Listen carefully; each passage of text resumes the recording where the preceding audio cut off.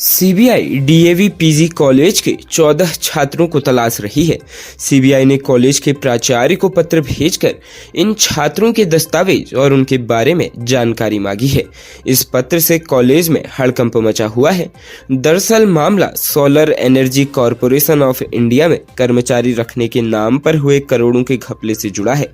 2021 में solar energy corporation of India में contract पर फर्जी तरीके से कर्मचारी रखने के मामले में एफआईआर दर्ज की थी, जिसमें सामने आया था कि एक निजी कंपनी को 30 से 40 कॉन्ट्रैक्ट के कर्मचारी की सप्लाई के बदले 1 करोड़ रुपए का भुगतान किया गया, जबकि ये कर्मचारी केवल कागजों में रखे गए थे। असल में कोई कर्मचारी रखा ही नहीं था। अब इस मामले की कड़ी देहरादून के डीएवी पीजी कॉलेज से जुड़ गए हैं। कभी भी सीबीआई जांच के लिए देहरादून आ सकती है। सीबीआई को जांच में पता चला कि इनमें से 14 कर्मचारी डीएवी पीजी कॉलेज देहरादून के छात्र थे, जिनके दस्तावेज वहां लगाए गए थे। इसके बाद अब सीबीआई ने इन 14 छात्रों की तलाश शुरू कर दी है। सीबीआई ने कॉलेज के प्राचार्य डॉक्टर एसके सिंह को पत्र भेजकर इन छात्रों से जुड़े शैक्षणिक व अन्य दस्तावेज मांगे हैं। कॉलेज स्तर से भी इस मामले की पड़ताल शुरू हो गई है। हालांकि इस मामले में बड़ा जांच का विषय यह है कि जिसमें 14 छात्रों के बारे में जानकारी दी गई है, वो कॉलेज के छात्र इसमें शामिल हैं या केवल उनके दस्तावेज फर्जीवाड़े के लिए इस्तेमाल किए गए हैं। राज्य उत्तराखंड में मुख्यमंत्री पुष्कर सिंह धामी की अध्यक्षता में हुई मंत्रिमंडल की बैठक ने कई महत्वपूर्ण निर्णयों पर मुहर लगा दी है। इसमें सिलक्यारा टनल के लिए प्रधानमंत्री नरेंद्र मोदी को कैबिनेट से धन्यवाद भेजने का फैसला और 38वें राष्ट्रीय खेल की मेजबानी के मौके पर प्रधानमंत्री को धन्यवाद हेतु प्रस्ताव पास किया गया है। साथ ही राज्य में नंदा देवी कन्याधन योजना में छूटे 35,388 लाभार्थियों को भी इस योजना के अंतर्गत शामिल करने का निर्णय लिया गया है। परिवहन विभाग में ट्रेनिंग में हुए बदलाव के साथ ही जीबी पंत राष्ट्रीय पर्यावरण संस्थान को निःशुल्क जमीन देने का भी फैसला हुआ है। कैबिनेट ने राष्ट्रीय मेडिकल कॉलेजों में 1900 पदों की भर्ती को मंजूरी दी है और रजिस्ट्री कार्यालय में वर्चुअल प्रेजेंस को भी हरी झंडी दी है।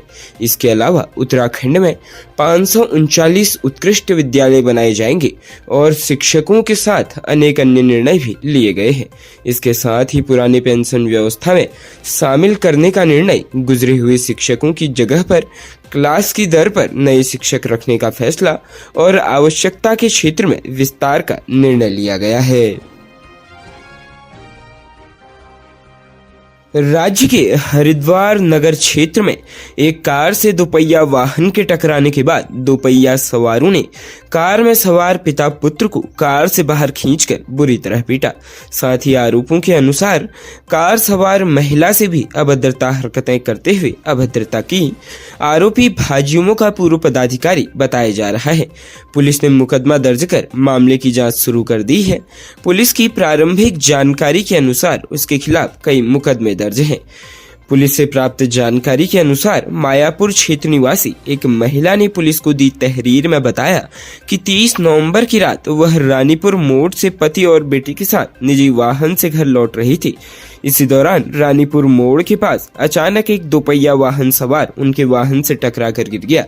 हालांकि उसे कोई नुकसान नहीं पहुंचा, लेकिन फिर भी उनके वाहन का पीछा कर देवपुरा चौक के पास आरोपी विष्णु अरोड़ा और उसके साथियों ने उन्हें घेर कर रोक लिया और महिला के पति और बेटे को वाहन से खींचकर बुरी तरह पिटाई की। आरोप लगाया कि सभी नशे में धुत थे। वाहन में भी तोड़फोड़ करते हुए शीशे तक तोड़ डाले और महिला से भी अभद्रता की। पुलिस ने अभियोग दर्ज कर मामले की जांच करने की बात कही है।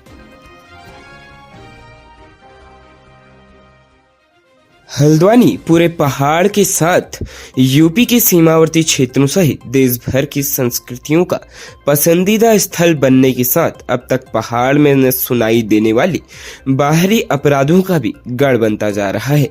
शहर में बीती 26 नवंबर को गणेश कत्था फैक्ट्री रामपुर रोड टीपी नगर के पास ठेली लगाकर व्यवसाय करने वाले सुमेर कश्यप निवासी पीलीभीत के 30 वर्षीय पुत्र अमित कश्यप की अज्ञात द्वारा धारदार हथियार से मुंह व सर पर कई वार करके जान ले ली गई थी। इस संबंध में पुलिस ने तहरीर के आधार पर 28 नवंबर को कोतवाली हल्द्वानी में भारतीय दंड संहिता की धारा 302 के तहत अज्ञात के विरुद्ध अभियोग पंजीकृत किया था। सोमवार को सनसनीखेज हत्याकांड का खुलासा करते हुए बताया गया कि पुलिस की कई टीमें इस घटना के खुलासे के लिए लगाई गई थी। गठित पुलिस टीमों ने घटनास्थल व शहर के सीसीटीवी कैमरों का अवलोकन व मृतक के पारिवारिक पृष्ठभूमि की जांच प्रारंभ की और घटना को अंजाम देने के आरोप में 28 वर्षीय अरुण कश्यप पुत्र गोपाल कश्यप मूल निवासी पीलीभीत उत्तर प्रदेश वर्तमान निवासी देवबंधु बिहार कत्था फैक्ट्री रामपुर रोड हल्द्वानी को ग्राम डी क्लास तल्ली हल्द्वानी स्थित हनुमान मंदिर के पास से गिरफ्तार कर लिया है। उसकी निशानदेही पर घटना में प्रयुक्त पाटल को भी बरामद किया गया है। पुलिस के अनुसार मृतक अमित कश्यप व उसके पिता सुमेर अभियुक्त हत्यारोपी अरुण कश्यप के मौसेरे भाई व मौसा हैं तथा आरोपी की पत्नी मृतक अमित की सगी साली है। अरुण अपने पिता के लापता होने व भाई की इसी वर्ष 26 अक्टूबर को पीलीभीत में तालाब में शव मिलने की घटना के लिए अपने मौसा के परिवार को जिम्मेदार मानता है। साथ ही अपनी पत्नी का अपने जीजा के घर आने जाने के कारण भी शक करता है। उसके मन में अपनी हत्या किए जाने का भी डर बना हुआ है। इन कारणों से वह 26 नवंबर को योजना बनाकर मंगल पड़ाव बाजार से पाटल खरीद कर लाया और अंधेरे का फायदा उठाकर उसने पीछे से आकर ठेली पर बैठे अपने मौसेरे भाई अमित की पाटल से वार कर निर्मम जान ले ली एवं फरार हो गया। इस सनसनीखेज वारदात को अंजाम देने वाले आरोपी को गिरफ्तार करने वाली पुलिस टीम को एसएसपी ने उत्साहवर्धन हेतु 2500 रुपए नगद इनाम से पुरस्कृत करने की घोषणा की है। पुलिस टीम में हल्द्वानी कोतवाली के प्रभारी निरीक्षक हरेंद्र चौधरी, एसएसआई महेंद्र प्रसाद, विजय मेहता, घनश्याम रौतेला, इमसरार अभी, राजेश सिंह व अनिल टमटा शामिल रहे। खबरों में बने रहने के लिए धन्यवाद। खबरों से प्रकाशित रहने के लिए कुमाऊनी कुटुंब को सब्सक्राइब करना न भूलें तथा खबरों को शेयर कर सहयोग प्रदान अवश्य करें।